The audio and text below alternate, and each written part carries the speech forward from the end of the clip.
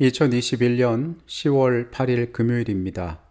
예배일 아침에 함께 하신 모든 분들을 환영합니다. 기도하고 이 시간을 시작하겠습니다. 하나님, 지난 한 주일을 선히 인도하셨음에 감사드립니다. 이 시간에 우리가 한 주일간 나눴던 말씀들을 다시 한번 되새기고 귀한 교훈들을 또한 함께 나누기를 원합니다. 함께 하셔서 우리 가운데 지혜가 있게 하시고 하나님께서 삶에 꼭 필요로 하는 음성들 각자에게 허락하시고 들려주시옵소서. 주님, 더 나은 삶의 시간들을 우리가 주의 안에서 보내기를 원합니다. 하나님 기뻐하시는 일들 행하기를 원합니다. 그렇게 해서 부족한 우리의 삶으로 하나님께 영광 돌리기를 원합니다. 주님, 우리가 말씀과 함께 할 때에 성령이 우리를 깨우쳐 주시옵소서. 하늘의 귀한 것들로 삶이 변화하게 하여 주시옵소서. 주께서 우리와 함께 하심을 믿습니다. 예수 그리스도의 이름으로 기도합니다. 아멘. 역사가 E.H. 칸은 그의 저서인 역사란 무엇인가에서 역사란 과거와 현재의 끊임없는 대화이다 라고 이야기를 하였습니다. 이는 모세가 선포한 말씀이니라. 신명기는 그 책의 시작을 이렇게 이야기합니다. 책의 첫 문장에서부터 그리고 신명기 34장에서 모압 땅에서 모세가 죽음에 이르기까지 겉보기로 신명기는 모세에 관한 책인 것처럼 보이지만은 사실 신명기는 모든 성경이 말하고 있는 가장 핵심적인 내용, 즉 예수님에 관해 이야기하고 있는 책입니다. 예수님께서 창조의 주체가 되시며 그리고 죄인의 삶을 붙드시는 분이시며 더 나아가서 그들의 운명을 바꾸는 구속주가 되시기 때문에 그렇습니다. 신명기는 이 구속의 역사 가운데 매우 중요한 이 시기에 하나님께서 어떻게 지속적으로 하나님의 백성들을 새롭게 하시고 붙드시며 구원하시는지를 우리에게 보여줍니다.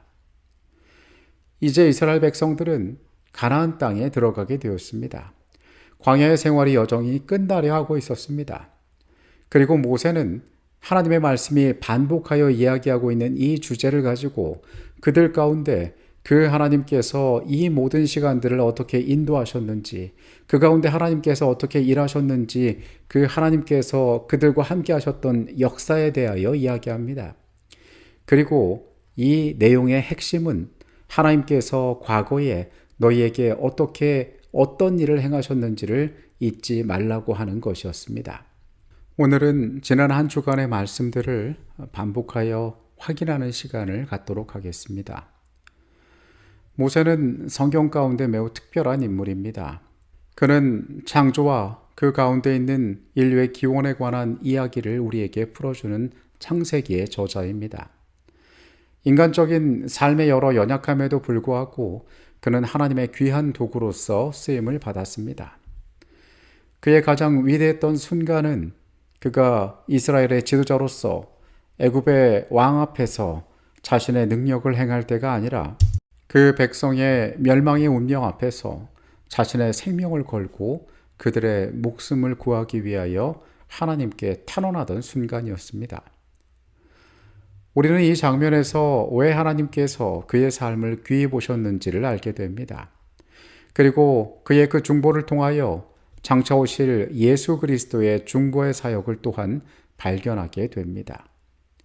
모세는 그 백성을 향하여 여호와 하나님께서 그들에 대하여 어떻게 신실하셨는지를 이야기합니다. 그리고 하나님의 약속이 그들 가운데 어떻게 광야에서 성취되었는지를 또한 말합니다. 신명기는 우리에게 그 기록되던 때가 광야에서 40년째 되던 해라고 이야기합니다. 그 긴 시간 가데스 바네아에서의 그들의 실패의 경험 가운데 하나님으로부터 주어진 약속이 그들 가운데 신실하게 이루어졌던 것입니다. 우리는 성경의 모든 장면을 통하여 하나님의 신실하심을 바라봅니다. 인류의 역사를 두고 그분께서 정하신 때에 그분께서는 정확히 그 일들을 이루어 오셨습니다. 모세는 그 신실하신 정확하신 하나님의 손길들을 그 백성들이 기억해야 할 것을 이야기합니다. 그리고 그는 광야에서 하나님께서 그들을 향하여 베풀어 두신 은혜에 대하여 이야기합니다. 언뜻 볼 때에 가데스바네아의 실패 때문에 이스라엘 백성들에게 광야는 저주의 삶을 사는 공간으로 비추어질 수 있었습니다. 불평하던 자들의 무덤이 되었습니다. 이것은 사실이었습니다. 그러나 그 시간들 동안 어떤 의미에서 광야에서의 40년은 그들이 경험한 은혜와 교육의 시간이었음을 성경은 말합니다. 모세는 그들의 옷과 신발이 닳지 않았고 그들의 양식이 공급되었다고 이야기합니다. 그리고 광야의 그 여정 가운데 하나님께서는 낮에는 구름기둥으로 밤에는 불기둥으로 그 민족을 보호하셨습니다. 더 나아가서 모세는 이제 하나님의 축복이 그들 가운데 1000배나 더하기를 원한다라고 이야기합니다. 백성들 가운데 지도자를 세우고 재판할 지혜 있는 자들을 세우는 모든 일들을 통하여 하나님께서 장차 약속의 땅에서 그들을 향하여 주실 축복을 준비하는 모습을 성경은 우리에게 보여줍니다. 우리의 삶에 역시 이러한 태도가 필요합니다. 저주의 세상 가운데 우리의 삶이 고통당하며 또 우리가 심판당하며 사는 것처럼 느낄 때가 있지만 하나님께서는 변치 않는 사랑으로 우리의 삶을 향하여 끊임없는 은혜들을 베풀어 주십니다. 다가올 1000배의 축복을 구하고 준비하며 살아가는 삶을 살아가는 것이 하나님의 백성들의 삶의 자세가 될 것입니다. 신명기 전체를 두루는 주제 가운데 결코 피할 수 없는 아픈 이야기는 가데스 바네아에서의 배도의 경험입니다. 12 정탐꾼들을 보내고 그들 가운데 갈렙과 여호수아를 제외한 10명의 정탐꾼들은 대단히 비관적인 전망을 들고 그곳에 왔습니다. 백성들이 여기 동의하고 그들이 광야에서 죽게 되었음을 슬퍼하고 하나님을 원망하는 지경에 이르게 되었습니다. 하나님께서 진노하셨습니다. 그리고 시내에서처럼 그들을 멸할 계획을 모세에게 말씀하셨습니다.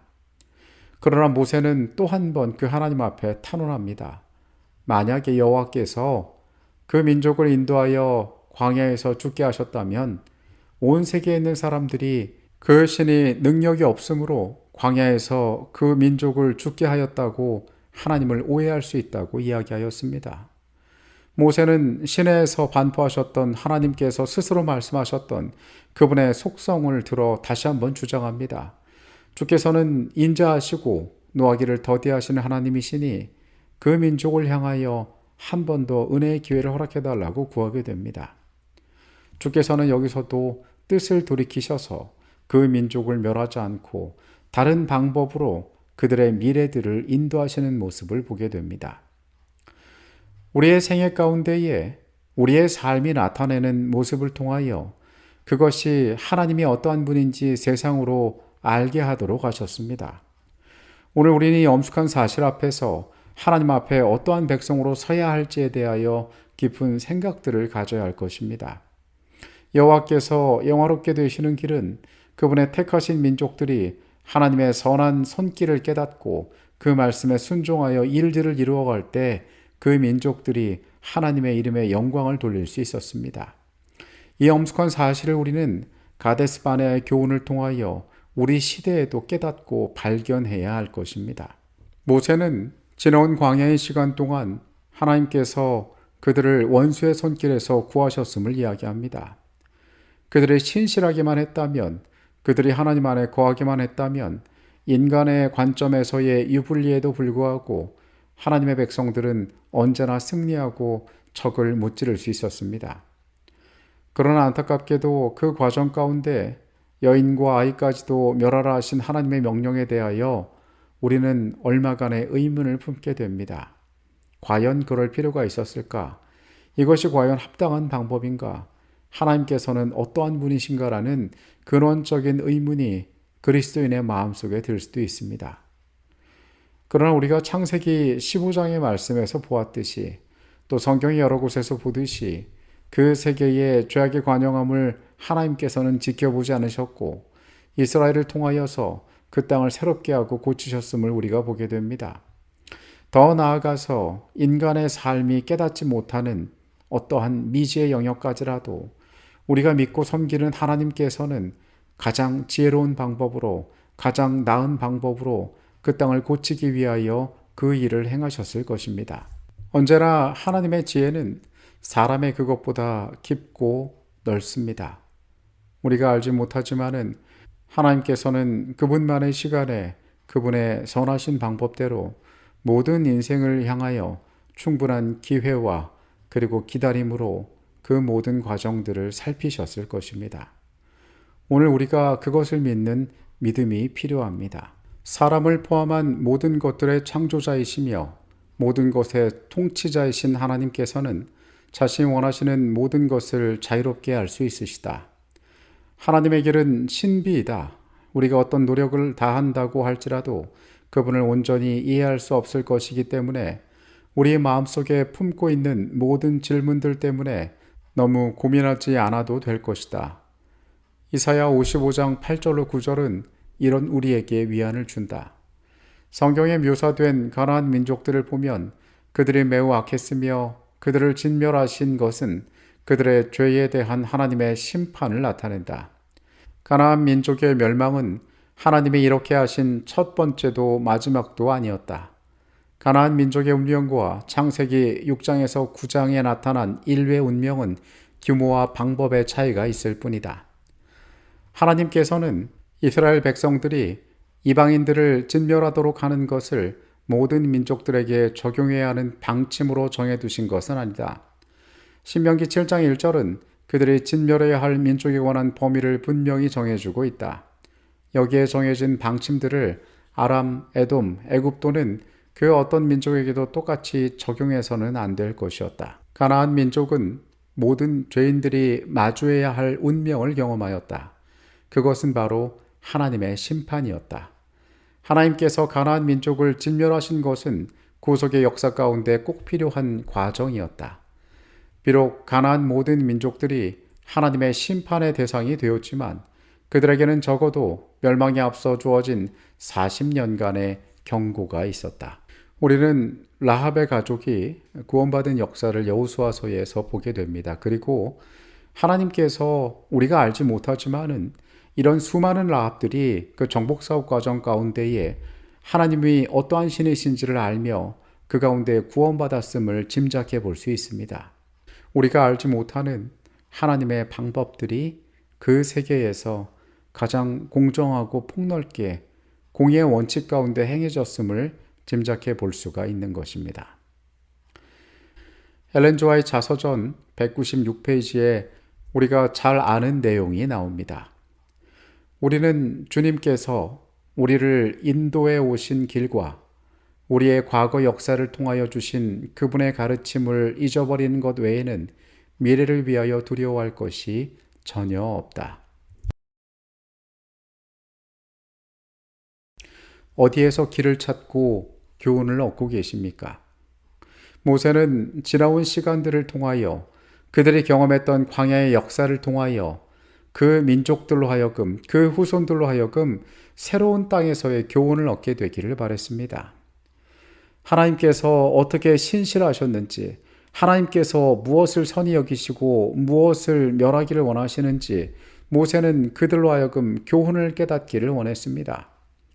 그리고 그 중요한 기별은 오늘을 살아가고 있는 우리를 향하여서 바라여지고 있는 교훈입니다.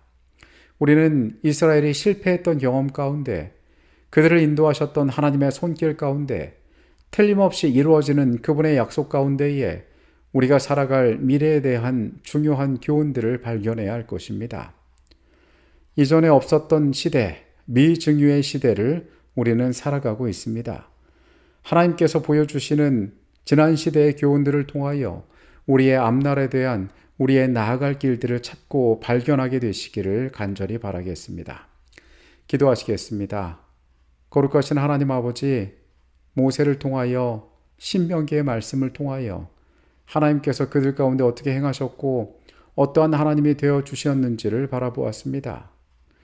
주님, 우리의 나아갈 길들 앞서서 주께서 우리에게 보여주셨던 하나님의 한결같은 은혜를 잊지 않게 하여 주시옵소서. 역사의 교훈은 말합니다. 우리가 어떠한 존재가 되는 것보다 중요한 것은 누구의 안에 있느냐라고 이야기합니다. 주님께서 우리의 삶을 향하여 베풀어 주셨던 그 모든 은혜들, 그리고 주께서 우리로 하여금 알게 하기를 원하셨던 그 모든 교훈들을 잊지 않게 하여 주시옵소서. 그리하여 이 세상의 다른 그 어떠한 것도 우리에게 두려움이 대상이 되지 않도록 하나님의 귀한 약속들을 깊이 새기게 하여 주시옵소서. 이 시간에 함께 하셨음에 감사드립니다. 거룩하신 예수 그리스도의 이름으로 기도합니다. 아멘.